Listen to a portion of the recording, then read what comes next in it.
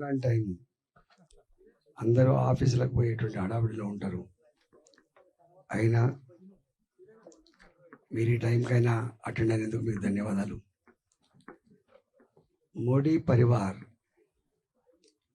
ఇది నినాదం కాదు, ప్రజల నుంచి, ప్రజల అంతరంగం నుంచి వెళ్ళి పుట్టుకొచ్చినటువంటి ఒక గొప్ప గౌరవం, భావన. నాకు తెలిసి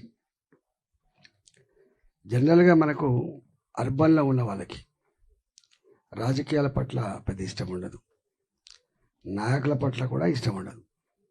మేము చూస్తాం, దండం పెడితే దండం కూడా పెట్టరు, కానీ ఇష్టం లేదు. వాళ్ళకి తిట్టుకుంటూ అంటారు, చెప్పేది మస్తు చెప్తారు, చేసేది మాత్రం చేయరు. ఓట్లప్పుడు మాత్రం వంగి వంగి దండం పెడతారు, ఓట్లు అయిపోయిందా కనపడరు. కానీ సమస్య ఉన్నప్పుడు మాత్రం మళ్ళీ గుర్తు చేస్తారు.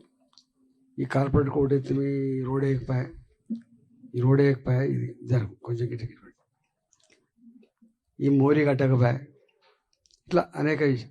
అంటే అల్టిమేట్గా మనం టెన్షన్లో ఉండకుండా ఉండడానికి, క్షేమంగా ఉండడానికి, ప్రశాంతంగా ఉండడానికి, మంచి సౌకర్యాలతో ఉండడానికి కారకులు రాజకీయ నాయకుల విషయం మనం మర్చిపోవద్దు.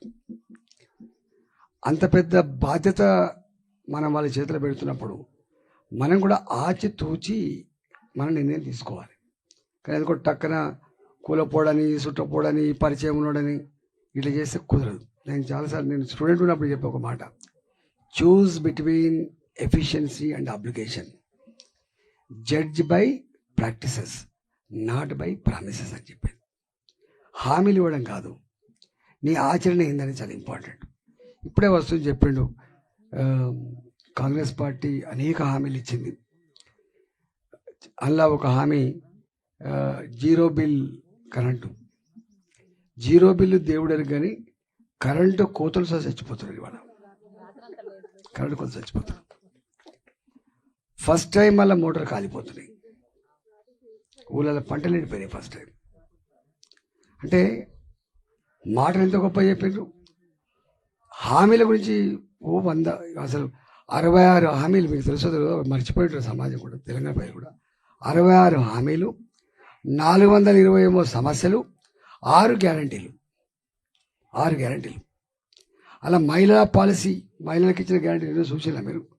ప్రతి తెలంగాణ ఆడబిడ్డకి నెల ఫస్ట్ వీక్లోనే నీ అకౌంట్లో 2500 రూపాయలు వేస్తా. ఎవరు వేస్తా అన్నారు? ఎవరు వేస్తా అని చెప్పారు? రేవంత్ రెడ్డి. 4 నెలలు గడిచిపోయింది, ఇచ్చిందమ్మా 2500 రూపాయలు. ఏ మహిళకి ఇస్తా అని కూడా చెప్పలే, అంటే 4 నెలలు అవుతుంది. ఒక 40,000 కోట్ల రూపాయల సంవత్సరానికి బడిని హామీ ఇచ్చిండు. నేను అనుకుంటా ఆయన జీవితంలో కూడా అది పని చేయలేడు. ఆయన చేస్తారు కావచ్చు, ఆయన కొద్దిమందికి ఇబ్బంది ఇచ్చినట్టుగా 1000 మందికో 2000 మందికో ఇస్తారు కావచ్చు, కానీ అల్లి సున్నం ఉంటుంది. అట్లనే పెళ్ళిళ్ళు చేసుకుంటే కేసీఆర్ కళ్యాణ లక్ష్మి పథకం పెట్టిండు. అది 6 నెలలకో 7 వస్తుండే పైసలు ఉన్నప్పుడు. ఇంకా ఈయన వచ్చేవాడు చూసినా, తులం బంగారం కూడా ఇస్తా అన్నాడు. ఏ ఒక్క ఆడబిడ్డకైనా తులం బంగారం వచ్చిందా? మీ ఇళ్ళల్లో చదువుకునేటువంటి ఆడపిల్లలకి స్కూటీ కొనిస్తా అని చెప్పిండు. కనీసం అడిగేటోడు కూడా లేకుండా, మరి ఇవన్నీ చెప్తాను ఇస్తావా అని అడిగేటోడు కూడా ఇస్తే గొర్రె లెక్క ఇంటిమి పోతిమి. ఒక్కటంటే ఒకటి, చివరికి ఇవాళ ఆ బస్సులలో ప్రయాణం కూడా, ఆ పాత బస్సులు, డొక్కు బస్సులు ఇవాళ అవి కూడా సగం బంద్ అయిపోయినాయి. రేపో మాపో సగం టికెట్ ఉంటేనే బస్సు ఎక్కడించే పరిస్థితి వస్తాడ. అంటే హామీలు ఎలక్షన్ ఓరియంటెడ్ పార్టీలు తప్ప, పవర్ ఓరియంటెడ్ పొలిటికల్ లీడర్లు తప్ప, పీపుల్ ఓరియంటెడ్ పొలిటికల్ లీడర్లు లేరు. కానీ మోడీ గారు వచ్చిన తర్వాత ఇట్లాంటి పాలసీలు లేవు. మోడీ గారు వచ్చిన తర్వాత ఓట్లు పడతాయా వేస్తారా వేయరా, రేపు నా ప్రధానమంత్రి పదవి ఉంటుందా లేదా, కానీ దేశం సురక్షితంగా సుభిక్షంగా ఉండాలంటే కఠిన నిర్ణయాలు తప్పవు. అందుకే ఎక్కడ అప్పీజ్మెంట్ పాలసీ ఉండదు చూడండి మోడీతో. అప్పీజ్మెంట్ పాలసీ అంటే తెలుసు కదా మీకు, అప్పీజ్మెంట్ పాలసీ ఉండదు. జమ్మూ అండ్ కాశ్మీర్ ఎన్ని సంవత్సరాల రక్తపాతం, అది హింస, అది చెప్పండి. ఏదైనా special provisions safeguard for certain time. 70 ఏళ్ళు గడిచినప్పటికి కూడా ఒకే దేశం 2 చట్టాలు, 370 ఆర్టికల్.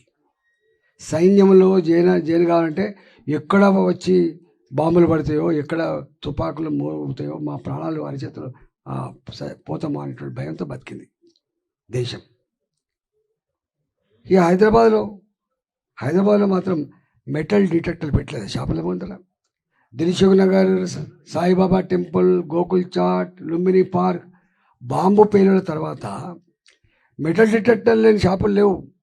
ఇవాళ ఉన్నాయా మెటల్ డిటెక్టర్లు? చెప్పండి, ఇవాళ ఉన్నాయా? చెప్పండి. సాయిబాబా మందిర్ ముందర పేలినట్టు బాంబుల మూతలు.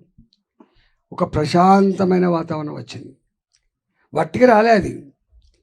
అమాయకపు ప్రజలను చంపేటువంటి అధికారానికి ఎవడిచ్చిండ్రా? ఈ గడ్డ మీద కాదు, నువ్వు ప్రపంచంలో ఎక్కడ జాక్కొని పనిచేసినా మట్టు పెడతామని చెప్పి హెచ్చరిక చేసి మట్టు పెట్టి గజ్జుమంటాలి ఇవాళ. ఉన్నాయా మునుపట్లేక? ఇక్కడ స్లీపర్ సెల్స్ ఉన్నాయి హైదరాబాద్లో. ఏ క్షణంలో ఏం పేలుతో తెలియని పరిస్థితి ఇప్పుడు ఉందా? ప్రశాంతంగా బతున్నాం మనం. అందుకే మోడీ కనెక్ట్ అయ్యిండు.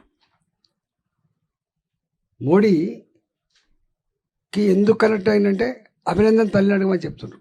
అభినందన్ తల్లి ఎవరు? అభినందన్ దేశ రక్షణ కోసం దాడికి పోయి వాళ్ళకి పట్టుబడితే చంపుతా ఉంటే అల్టిమేటం ఇచ్చి తీసుకొచ్చారు మోడీ గారు. నా అభినందన్ బిడ్డ చెయ్యేస్తే చంపేస్తామని చెప్పి అభినందన్ తీసుకొచ్చి తల్లికి అప్పచెప్పింది. మన ఖతార్లో 8 మంది నేవీ ఆఫీసర్లకు ఉరిశిక్ష పడితే దాన్ని యావజ్జీవ కారాగార శిక్షగా మార్పించి మోడీ గారు మళ్ళీ ఇంటర్వ్యూన్ అయ్యి ఆ 8 మందిని జైళ్ళకి రిలీజ్ చేసుకొచ్చి వాళ్ళ కుటుంబాలకు అప్పచెప్పిన వ్యక్తి మోడీ గారు. మనని ఉక్రెయిన్లో చదువుకున్న మెడికల్ స్టూడెంట్స్ మన యుద్ధం మొదలైన తర్వాత, రష్యా ఉక్రెయిన్లో యుద్ధం మొదలైన తర్వాత కన్నీళ్ళు పెట్టుకుంటూ అమ్మకు నాన్నకు మెసేజ్ పెడితే గంటలలో స్పందించిన మోడీ గారు ఇరు దేశాల అధ్యక్షులతో మాట్లాడి యుద్ధాన్ని ఆపించి ఆ పిల్లల్ని తీసుకొచ్చి పేరెంట్స్కి అప్పచెప్పినటువంటి వ్యక్తి అభినందన్ మన మోడీ గారు. మోడీ గారి గొప్పతనం గురించి ఇస్రో శాస్త్రవేత్తలు అడిగితే చెప్తారట. దేశ రక్షణ కోసం పనిచేసే సైనిక కుటుంబాలు అడిగితే చెప్తారట మోడీ అంటే ఏందో. సరే, ఎంతెంత మార్పులు వచ్చినాయో ఇవన్నీ చెప్తూ ఉండదు. నాకు కొంచెం పని ఉన్నది శ్రీహరి గారు. అందుకనే మోడీ పరివార్ అనేది ఎందుకు వచ్చిందంటే భాషలు వేరు కావచ్చు, సంస్కృతులు వేరు కావచ్చు, సాంప్రదాయాలు వేరు కావచ్చు, ప్రాంతాలు వేరు కావచ్చు, కానీ అన్ని ప్రాంతాల, అన్ని మతాల, అన్ని సంస్కృతుల, సాంప్రదాయాల ప్రజలందరూ ముక్తకంఠంతో ప్రేమించే వ్యక్తి మోడీ గారి ఇవాళ.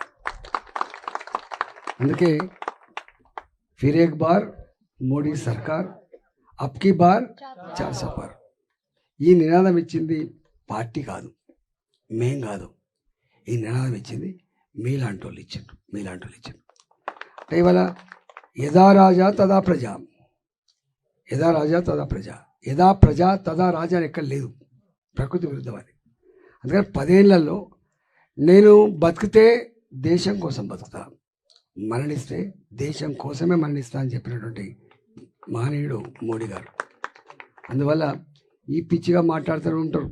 అక్షింతలు పంచంగానే, పులిహోర ప్యాకెట్లు పంచంగానే, జై శ్రీరామ్ అనగానే వస్తాయా ఓట్లు అంటే గదే పని చేసిన. అసలు మీకు తెలివి ఉందా? మోడీ గారు ప్రధానమంత్రి కాకముందు అని చెప్పిన మాట ఏంటంటే దేశం ముక్కలైపోతుంది, రక్తపాతం అవుతుంది, మత కళాలు అవుతాయి, తిరోగమనం రిగ్రెసివ్ మేనర్లో పోతుంది. కానీ ఇవాళ పోయిందా రిగ్రెసివ్ మేనర్లో? ఇవాళ దేశం అల్లకల్లోలం కాలే, విడిపోలే, మత కళాలు కాలే, ప్రశాంతత నిలయమైపోయింది. ఇలా మళ్ళీ ఇప్పుడు కొత్త తెచ్చుకున్నాడు, మళ్ళీ ఏదో రిజర్వేషన్లు చేస్తారు. అట్లా బుద్ధున్నోడు, జ్ఞానం ఉన్నోడు చెప్పే మాటలు అనేవి. రాజ్యాంగాన్ని 106 సార్లు సవరించారు, 106 సార్లు. అందులో అతి ఎక్కువ సవరణ చేసింది కాంగ్రెస్ పార్టీ. పరిస్థితులు మారుతున్న కొద్దీ ఎప్పుడు కూడా స్టాటిక్గా ఉండం. నిర్ణయాలు కానీ సమాజం కానీ స్టాటిక్గా ఉండదు, డైనమిక్గా ఉంటుంది. కాబట్టి ఇప్పటి పరిస్థితులకు అనుగుణంగా ప్రజలకు మంచి చేయాలని దాంట్లో ఎక్కడైనా రాజ్యాంగ సవరణ చేసుకుంటాం. కానీ రిజర్వేషన్ తీసుకున్న అయితే ఈడబ్ల్యూఎస్ రిజర్వేషన్ ఎందుకు పెట్టింది? మోడీ గారు కదా పెట్టింది. రిజర్వేషన్ ఎత్తేస్తే మహిళలకి ఇలా రాజకీయాలు ఎందుకు రిజర్వేషన్ పెట్టాడు? రిజర్వేషన్ ఎత్తేస్తే ఇలా ఏబీసీల వర్గీకరణ కోసం ప్రయత్నం చేస్తున్నాడు. అంటే మతి లేని, అంటే ఏదన్నా ఆ పూటకు అబద్ధాలు చెప్పి ఓట్లు దండుకొని పదవులలో ఉండి సంపాదించుకునేటువంటి నీచపు పద్ధతి తప్ప కాంగ్రెస్ పార్టీకి ఇంకోటి లేదు. అందుకనే దయచేసి మీరు మోడీ గారి పరివార్ సమావేశం దాని పేరు కాబట్టి మనం ఒక్కొక్కరు మన ఫ్రెండ్స్ ఉంటారు, మన చుట్టాలు ఉంటారు, మన వాడకట్టులు ఉంటారు, అందరికీ చెప్పి గొప్ప మెజారిటీతో గెలిపించాలని చెప్పి కోరుకుంటాం. నా గురించి అయితే చెప్పుకోవాల్సి అక్కర్లేదు. 24 ఏళ్ళు మీ కళ్ళ ముందు ఇట్లా పెరిగిన నేను. మీకు తెలుసా కాంగ్రెస్ పార్టీ బాధ్యత ఎవరో? చూసింది ఎప్పుడన్నా నీకేమైనా సమస్య వస్తే ఈ తెలంగాణలో ఎవరైనా స్పందించిన వారు? బీఆర్ఎస్ పార్టీ అభ్యర్థి తెలుసా మీకు? తెలుసా? వచ్చి ఓట్లకు ఇప్పుడు రావచ్చు, కానీ రియల్ ఎస్టేట్ వ్యాపారం చేసుకుని బతారు పాపం వారు. మేము రోజు రోడ్ల మీద వంట వార్పులు చేసి తెలంగాణ కోసం జైలు పోయి కేసులు పెట్టి, మాలంటోళ్ళం మంత్రి అయితే చిన్న పేద పిల్లలకి సన్న బియ్యం స్కీములు ఇచ్చి, మాలంటోళ్ళం ఆరోగ్య మంత్రి అయితే కరోనా పేషెంట్ల మధ్య తిరిగి ప్రజలు కాపాడి, ఇవాళ మీ కళ్ళ ముందుకు వచ్చాం. మాకు చరిత్ర ఉంది, మాకు ఆశయం ఉంది. వీళ్ళకేం ఆశయం ఉందండి? రియల్ ఎస్టేట్ చేసుకోవడానికి రాజకీయాలు అవసరమా చెప్పండి? ప్రజల కాళ్ళకు ముళ్ళురితే పన్నుతో పీకే సర్వీస్ చేసేవాడే పొలిటికల్ లీడర్. దేశం కోసం ప్రజల కోసం ఆడపడేవాడు లీడర్ నా దృష్టిలో. కానీ రియల్ ఎస్టేట్ చేసేవాడు బ్రోకర్లు లీడర్ కాదు. కానీ వాళ్ళు వస్తారు, మళ్ళీ మన బస్తీలలో ఎవరినో ఇద్దరు పట్టుకుంటారు, చుట్టపొలలో ఫ్రెండ్స్ పట్టుకొని దావత్ ఇస్తారు, మెల్లగా ఇంజెక్ట్ చేస్తూ అంటారు. దావతులు ఇస్తారు, డబ్బులు ఇస్తారు, బస్తీలో పోయి వాళ్ళ ఓటుకు విలువ కడతారు, ఇవన్నీ చేస్తారు.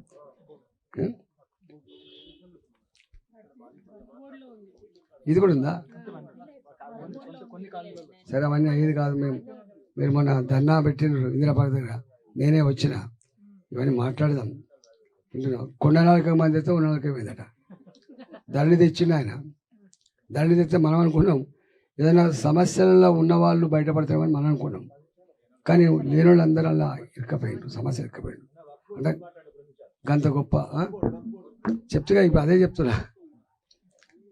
చెప్తున్నా. వక్ఫ్ బోర్డు కావచ్చు, ప్రభుత్వ పరమైన స్థలాలు కావచ్చు, టెంపుల్ భూములు కావచ్చు, 40 ఏళ్ళ క్రితం 30 ఏళ్ళకి కొనుక్కుంటే మనకి ఎవరు పుక్కడికి ఇయలే. ఆ కాలంలో ఇక్కడ ఏ ధర ఉందో ఒక ధర పెట్టి కొనుక్కున్నాం మనం. అప్పుడు బుద్ధి లేదా వీళ్ళకు? అప్పుడు జ్ఞానం ఉండాలి కదా వీళ్ళకు. ఇది వక్ఫ్ భూమి, ఇది లేఅవుట్ చేయొద్దని చెప్పిందా? పోనీ మనం పర్మిషన్ కోసం పోయినాం. పర్మిషన్ కోసం పోయినప్పుడు ఎవడైనా చెప్పిండా ఇది వక్ఫ్ భూమి మీరు తప్పుకోనని చెప్పిండా? 30 ఏళ్ళ తర్వాత 20 ఏళ్ళ తర్వాత వచ్చి వక్ఫ్ భూమి బుద్ధి జ్ఞానం. అందుకని లీడర్లు అంటోడు ప్రజల సమస్యలు సృష్టించినోడు కాదు, ప్రజల సమస్యలు పరిష్కరించేటోడు అని అర్థం. వీళ్ళు సృష్టించేటోళ్ళు వీళ్ళు. అందుకని నా గురించి నేనేం చెప్పుకోవాలి? రేపు మళ్ళీ ఈ వక్ఫ్ భూముల గురించి కొట్టాలి నేనే మీ ఇందిరాపార్క్ దగ్గర మన ధర్నా చేస్తే, రేపు కూడా మేము ఇంటా ఉండి తప్పకుండా ఈ సమస్య పరిష్కారం చేసేంత వరకు నేను బాధ్యత అని చెప్పి